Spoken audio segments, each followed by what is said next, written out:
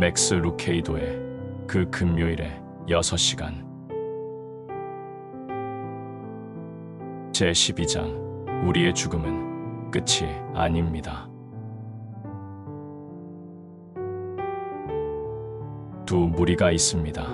한 무리는 성 안으로 들어가고 한 무리는 밖으로 나가고 있습니다. 그들의 모습은 이보다 더 다를 수가 없습니다. 도착하는 무리는 웃음과 대화로 왁자지껄합니다. 그들은 예수님을 따르는 무리입니다. 반대로 성을 떠나는 무리는 사뭇 진지합니다. 죽음의 진홍곡에 정신을 빼앗긴 슬픔에 잠긴 무리들입니다. 그들 위에는 슬픔의 이유가 얹혀져 있습니다. 버드나무 가지로 짠 들것 위에 놓인 차가운 육신 때문입니다. 행렬의 맨 뒤에 있는 여자는 죽은 청년의 어머니입니다. 그녀는 전에도 이런 행렬의 뒤를 따른 적이 있습니다. 남편의 시신을 묻은 것이 바로 엊그제였습니다. 그때는 아들도 함께 그 길을 걸었습니다. 그러나 지금 그녀는 혼자입니다. 다만 익숙해진 슬픔만이 함께 할 뿐입니다. 그녀는 이 장례식의 희생자입니다. 아무도 그녀에게 와서 어깨동무를 해주지 않습니다. 오늘 밤 그녀는 빈집에서 혼자 잠을 자게 될 겁니다. 혼자 먹을 저녁을 준비하고 대화를 나눌 누구도 없을 겁니다. 그녀야말로 가장 큰 피해를 입은 사람입니다. 죽음이라는 강도는 그녀의 가장 귀한 보배인 일생의 동반자들을 도적질해 갔습니다. 예수님의 제자들은 장례 행렬이 다가오자 옆으로 자리를 비켜주었습니다. 애도하는 사람들을 둘러싼 음산한 담요가 제자들의 웃음을 뒤덮었습니다. 아무도 아무 말을 하지 못했습니다. 무슨 말을 할 수 있겠습니까? 그들은 모두 장례 행렬과 마주친 사람들이 느끼는 감정을 맛보고 있습니다. 그것은 바로 절망이었습니다. 언젠가 나도 저렇게 되겠지. 아무도 끼어들지 않았습니다. 누가 감히 그렇게 할 수 있겠습니까? 그들이 할 수 있는 것이라고는 그저 서서 장례 행렬이 천천히 지나가는 것을 바라보는 것뿐이었습니다. 그러나 예수님께서는 무슨 말을 하고 무엇을 해야 할지를 아셨습니다. 예수님께서는 그 여자를 보셨을 때 그분의 마음도 찢어지는 것 같았습니다. 그분은 입술을 꽉 다무셨습니다. 그분은 죽음의 사자가 소년의 육신 위에 맴도는 것을 바라보셨습니다. 지금은 아니다. 사탄아, 이 소년은 나의 것이다. 그 순간 죽은 소년의 어머니가 그분 앞으로 걸어왔습니다. 예수님께서는 그녀에게 말씀하셨습니다. 울지 말라. 그녀는 멈춰서서 이 낯선 사람의 얼굴을 바라보았습니다. 그녀가 그분의 말씀에 놀라지 않았다면 분명 주위 사람들이 더 의아했을 것입니다. 울지 말라고, 울지 말라니. 이게 무슨 뚱딴지 같은 말인가? 그것은 오직 하나님만이 하실 수 있는 말씀입니다. 예수님께서는 그 관 앞으로 다가가 관을 만지셨습니다. 관을 들고 있던 사람들은 행진을 멈추었습니다. 통곡하던 사람들은 울음을 그쳤습니다. 그리고 예수님께서 소년을 보시는 순간 그들은 조용해졌습니다. 악마는 소년의 몸 위에 거미처럼 걸터앉아 장례 행렬을 즐기고 있었습니다. 그는 죄수들을 형장으로 끌고 가고 있었고 그들은 보이지 않는 빗장 뒤에서 삶의 덧없음에 사로잡힌 채 그 광경을 지켜보고 있었습니다. 그는 그들의 얼굴에 떠오른 두려움을 맛있게 감상하고 있었습니다. 그리고 그들이 절망에 빠지는 것을 보며 낄낄거리며 웃고 있었습니다. 그때 음성이 들렸습니다. 그는 그 음성이 누구의 것인지 잘 알고 있었습니다. 그는 본능적으로 신음소리를 내며 등을 활처럼 구부렸습니다. 그리고 뒤를 돌아보았습니다. 그는 다른 사람들이 보고 있는 것을 보지 않았습니다. 그는 지금 한 나사렛 사람의 얼굴을 보고 있는 것이 아닙니다. 한 인간의 음성을 듣고 있는 것이 아닙니다. 그가 본 것은 하나님의 진노였습니다. 그가 들은 것은 왕의 명령입니다. 여기서 물러가라. 2번 명령할 필요가 없었습니다. 예수님께서는 다시 죽은 소년을 향해 시선을 돌리셨습니다. 청년아, 그분의 음성은 고요했습니다. 다시 살아나라. 죽었던 이가 다시 살아나자 살아있는 모든 사람들이 죽은 듯이 움직임을 멈췄습니다. 나무 토막같이 뻣뻣했던 손가락이 움직입니다. 잿빛처럼 창백했던 두 볼이 홍조를 띱니다. 그리고 죽은 사람이 일어나 앉습니다. 그 다음 무슨 일이 일어났는지를 설명하는 누가의 표현은 압권이 아닐 수 없습니다. 예수께서 그를 어미에게 주신대. 당신이라면 어떤 느낌이 들겠습니까? 무엇을 하시겠습니까? 한 낯선 사람이 죽은 아들 앞에 서 있는 당신에게 울지 말라고 말합니다. 한 사람이 슬픔의 한가운데서 애곡하는 것을 거부하고 악마에게 도전합니다. 죽음의 동굴을 향해 소리치며 당신을 놀라게 합니다. 빼앗겼던 것을 도로 찾습니다. 잃어버린 것을 다시 찾습니다. 포기했던 것을 돌려받습니다. 예수님께서는 두 사람이 서로 끌어안는 것을 보고 분명 미소를 지으셨을 겁니다. 사람들은 깜짝 놀람과 함께 기쁨으로 손뼉을 치며 환호했습니다.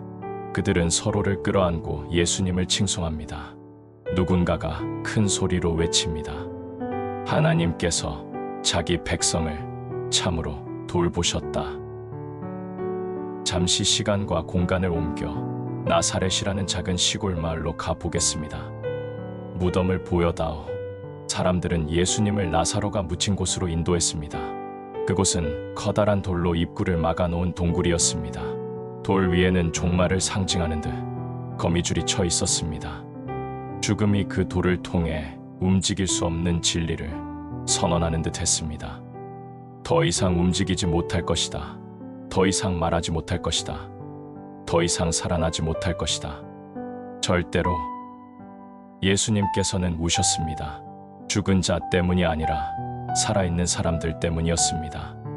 죽음의 동굴 속에 있는 자 때문이 아니라 두려움의 동굴 속에 있는 사람들 때문이었습니다. 살아있으나 실제로는 죽은 그들을 위해서 우셨던 것입니다.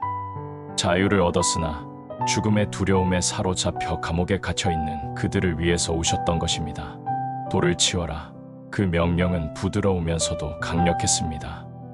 그렇지만 예수님, 냄새가 심하게 날 겁니다. 돌을 치워라. 그러면 하나님의 영광을 볼 것이다. 나사로야, 나오너라. 단 한 번이었습니다. 나사로는 그 음성을 들었습니다.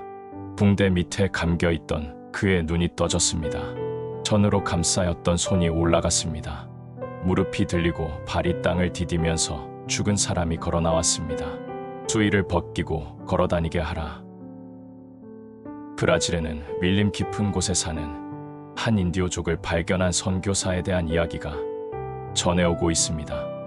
그 부족은 큰 강 근처에 살고 있었습니다. 그들은 우호적이었고 의학적인 지원을 필요로 하고 있었습니다. 전염성이 강한 질병이 마을을 파괴하면서 날마다 많은 사람이 죽어갔습니다. 선교사는 이제 이 부족에게 남은 유일한 희망은 밀림 반대편에 있는 병원에 가서 치료를 받고 주사를 맞는 것뿐이라고 생각했습니다. 그러나 병원에 도착하려면 강을 건너야 했습니다. 그 일은 그들로서는 감히 엄두도 못 낼 엄청난 일이었습니다. 그 부족은 그 강에 악한 영이 살고 있다고 믿었습니다. 따라서 강물에 들어가는 것은 곧 죽음을 의미했습니다. 선교사는 그 종족들이 믿고 있는 미신을 깨트리는 어려운 과업을 계획했습니다. 그는 자신이 이전에 이미 아무런 해도 입지 않고 그 강을 건너 도착했었다는 사실을 설명해 주었습니다. 그리고 사람들을 이끌고 강둑으로 가서 자신의 손을 강물에 집어넣었습니다. 그러나 사람들은 선교사를 믿지 못했습니다. 그는 더 깊은 물로 들어가서 자기 얼굴에 물을 뿌렸습니다. 사람들은 가까이 와서 구경했지만 아직도 머뭇거렸습니다. 마지막으로 그는 물속으로 뛰어들었습니다. 그는 물 밑으로 헤엄을 쳐서 강 반대편에서 모습을 드러냈습니다. 그들의 믿음이 거짓이었음을, 그리고 강물에 있다는 악령이 아무런 능력이 없음을 입증한 선교사는 주먹을 쥐고 허공에 펀치를 날렸습니다. 그는 물 속에 들어갔다가 무사히 나왔습니다. 인디오들은 웃음을, 환호성을 지르며 그를 따라 물로 뛰어들었습니다. 예수님께서는 사람들이 싸구려 능력을 두려워하며 종노릇하고 있는 것을 보셨습니다. 죽음의 강물은 결코 두려워할 만한 것이 아님을 친히 보여주셨습니다. 그러나 사람들이 그분을 믿지 않았습니다. 그래서 그분은 한 소년을 만지셔서 그를 다시 소생시켜 보이셨습니다. 나무 토막같이 뻣뻣했던 소년의 손가락이 움직였습니다. 잿빛처럼 창백했던 두 볼에 홍조가 띄었습니다. 그 다음 무슨 일이 일어났는지를 설명하는 누가의 표현은 압권입니다.